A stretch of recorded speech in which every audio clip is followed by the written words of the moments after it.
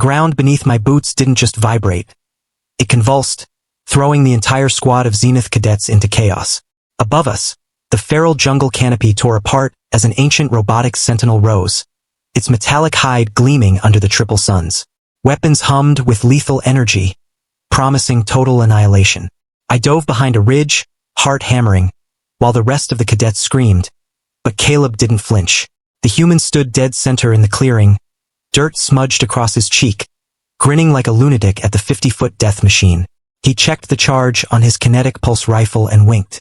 "Safety's just a synonym for stagnation, Zyler," he shouted over the mechanical roar. "Get down," I yelled, voice cracking. "It's an apex predator class. That's just a label." He laughed, almost gleefully, as the Sentinel's lasers locked onto him. "Watch this." 12 hours earlier, the only threat had been a data pad full of transfer protocols. Xenu's Scholastic, crown jewel of the Galactic Council, ran on rigid schedules and rules. As protocol officer, my life was perfect grids of order until I saw the file. A student from Earth was joining our program. Classification: Deathworlder.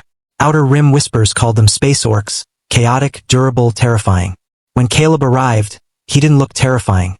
Just deceptively compact, gravity-hardened, moving like liquid. He bypassed decontamination, calling the mint mist stale, and immediately began dismantling station hierarchy.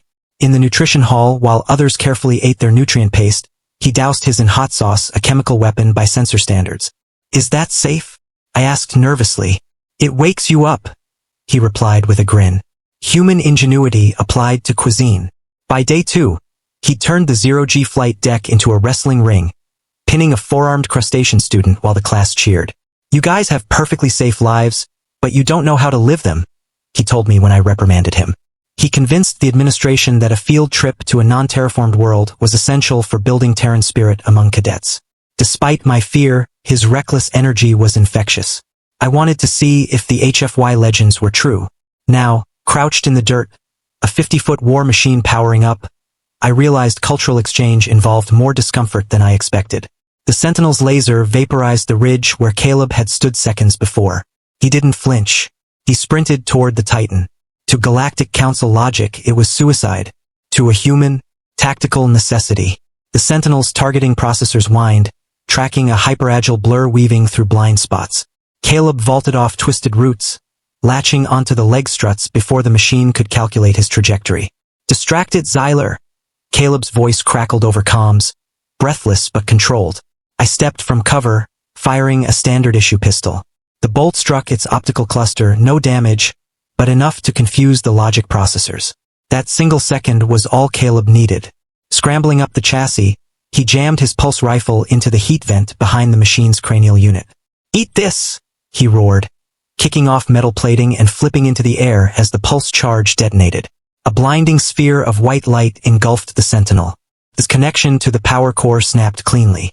The Titan shuddered, toppled with a thundering crash, shaking the jungle floor. Silence returned. Not the void of space, but the vibrating stillness of survival. I ran toward the crash site. Caleb lay on his back, chest heaving, grass flattened around him.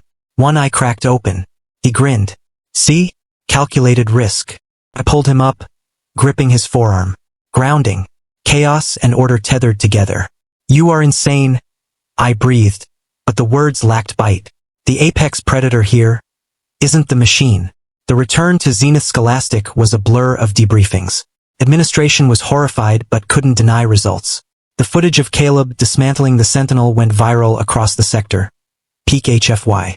On his departure day, he stood at the airlock, bag over one shoulder, a spark of volatility in a sterile world. "They offered me a promotion," I said. "Director of External Relations. Seems I handle high-intensity variables well." "You earned it," he said, clapping me on the shoulder. "You stepped out of the protocol.